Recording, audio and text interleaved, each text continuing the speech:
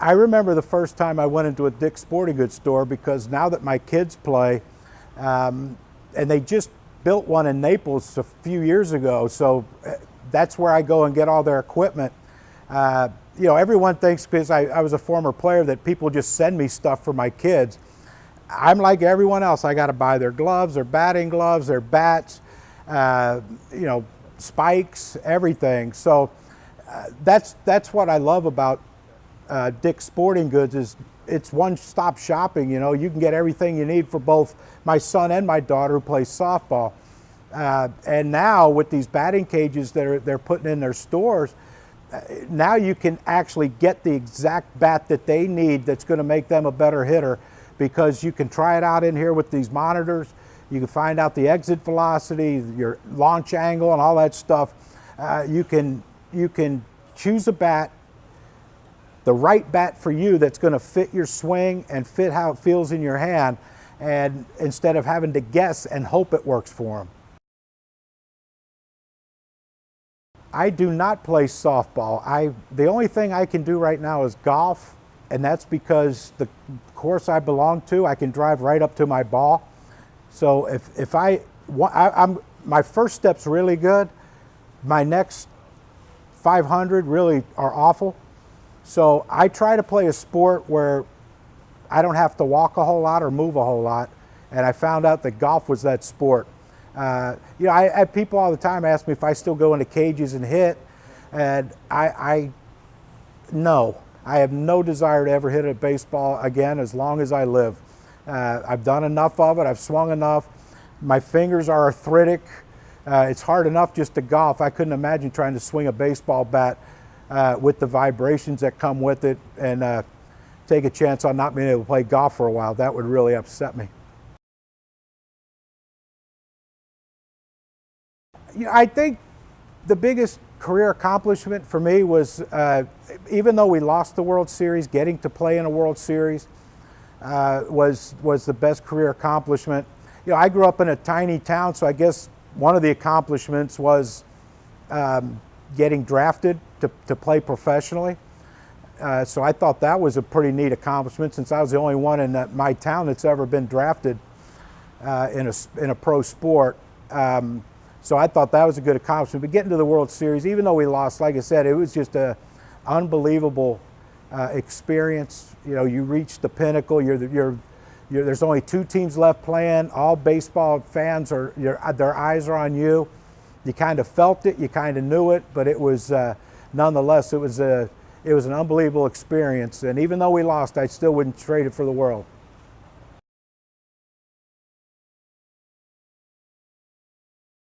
It happened as an accident. When I retired, I swore I would never see or speak to anyone ever again. I moved back up in the hills of West Virginia. I had a house there up on top of a mountain, and I really thought that the only people I would see is my buddies that I golf with, and that was it. But after a while, you know, I hate to say this because I play golf almost every day. After a while, though, I had to do something else, and so I started doing stuff with the Phillies. You know, their Hall of Fame broadcaster, Harry Cowles, talked me into, you know, let's try to do a game on radio. So I did a game on radio. I figured I liked it, I enjoyed it, and then somehow the Best Damn Sports Show got a hold of me somehow, and I ended up out in Los Angeles for 2 or 3 years doing that. And then you get hooked. You know, it's fun to talk about sports. It's fun to talk about baseball. It's not fun when people try to rip everything you say, which, you know, those people are very good at that. I don't think they would do it to your face, but that's another side of the story. Goes with the territory. But I really enjoy what I do now. I announced probably 85 games with the Phillies, so I'm home a lot with my kids, and I can still golf a lot, which makes it the perfect job for me.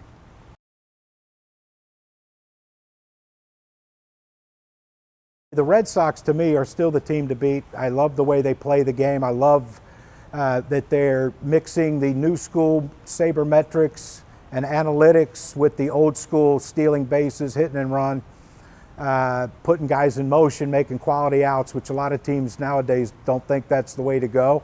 I disagree. but that's just my opinion, and they call me a dinosaur, so I don't really care what they think. You know, in the National League, I think it's going to be a toss-up. You know, Milwaukee, what their run last year was really good, but they're in a tough division. You know, the Cubs are going to be good again. Cardinals are going to be good. It wouldn't surprise me if one of the teams from the NL Central come out and play Boston in the World Series. And if I had to make a prediction right now, I might say Milwaukee's the team to beat in the Central. The Mets, well, they're going to be better, but their biggest issue right now is health. And, you know, you heard already they're going to limit the innings of Jacob deGrom this year, which I don't get. I'm sure if you ask Jacob, he wouldn't want to do it. But they have to have Yoenis Cespedes healthy and playing in at least 140 games for them. That bat in the middle of the lineup, they missed it last year. They think they helped solve that issue with bringing in Robinson Cano.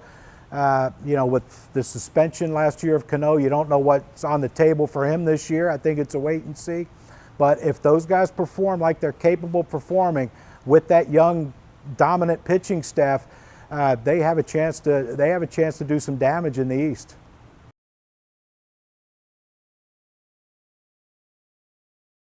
The last one, I actually went up to Fort Myers to watch my buddies. The Davison brothers were down there playing. They're a band from West Virginia, up and coming.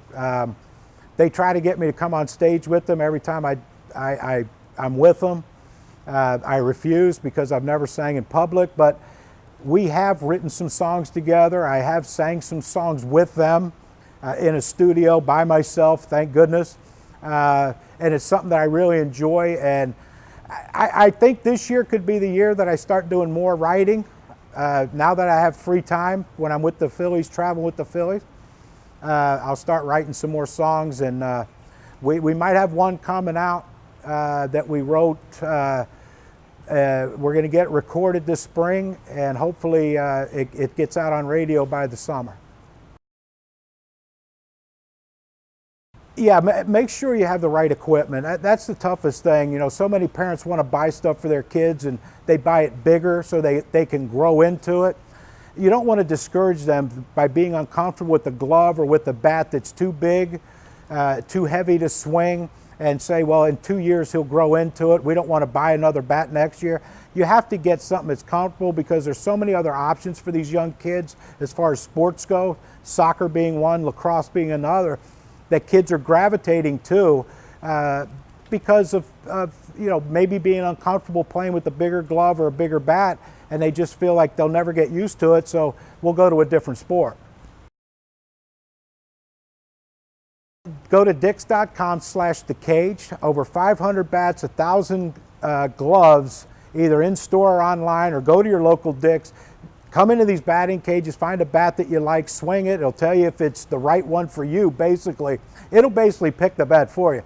Go there, though, get on their website. 150 stores have these batting cages. I think it's a phenomenal idea. As someone who's had to buy bats for both my kids through the years, I wish I had one of these when I picked out their bats for this year, that they could go swing and find out which one fits them best.